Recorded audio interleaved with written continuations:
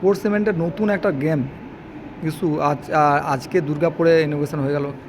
আপনি রয়েছেন ইনচার্জ হিসাবে, কি বলবেন? নমস্কার, আমার নাম শুভঙ্কর হালদার।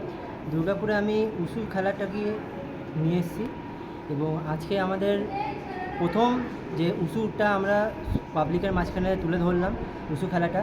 তো আমরা দুর্গাপুর রানীগঞ্জ উসু ট্রেনিং সেন্টারের মাধ্যমে আমরা দুর্গাপুরে উসু খেলাটাকে সবার সামনে বললাম যে উসু খেলাটা কী, বেনিফিশিয়াল কী।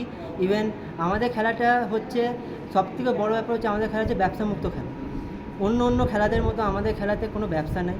আমাদের খেলা police, ITBP, even all defence লাইনের মধ্যে আমাদের খেলাটা ইনক্লুডেড আছে। এই খেলাটা বহুত পুরনো খেলা, কিন্তু দুর্গাপুরে আজ পর্যন্ত এই খেলাটা কেউ আনেনি।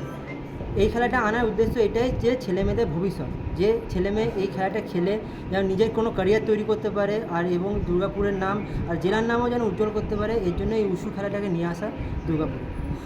আচ্ছা, এটা কি সেলফ ডিফেন্সের জন্য নাকি এটা চাকরি পাওয়া যায়, মানে সেম এমপ্লয়মেন্ট হয়? স্পোর্টস মানে কি চাকরি সেটা নয়, কোনোদিন স্পোর্টস মানে চাকরি হয় না, কিন্তু কি sports A medium of job.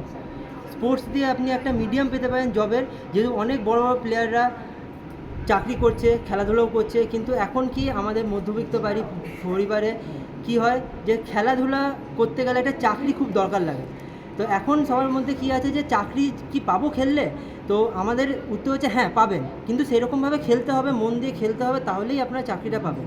ওই খেলাটা লাইনটা আমরা উসু দিয়ে তৈরি করে দেবো, কিন্তু অন্য খেলা থেকে কিন্তু এই খেলার তফাৎ আছে অনেক। যেরকম কারাটে বলুন, টাইকোন্ডো বলুন, উসু তাদের থেকে একদম আলাদা। আপনি কি চাইছেন আগামী দিনে কিভাবে বিভিন্ন স্কুল কলেজ ছড়িয়ে দেবেন এই খেলা? আগামীকালে আমি চাইছি উসুটা আগামীকাল কেন, এখনও উসুটা স্কুল, কলেজ, ইউনিভার্সিটি গেমসে আছে, কিন্তু কেউ খেলে না। কেন খেলে না? উসুতে ব্যবসা নেই।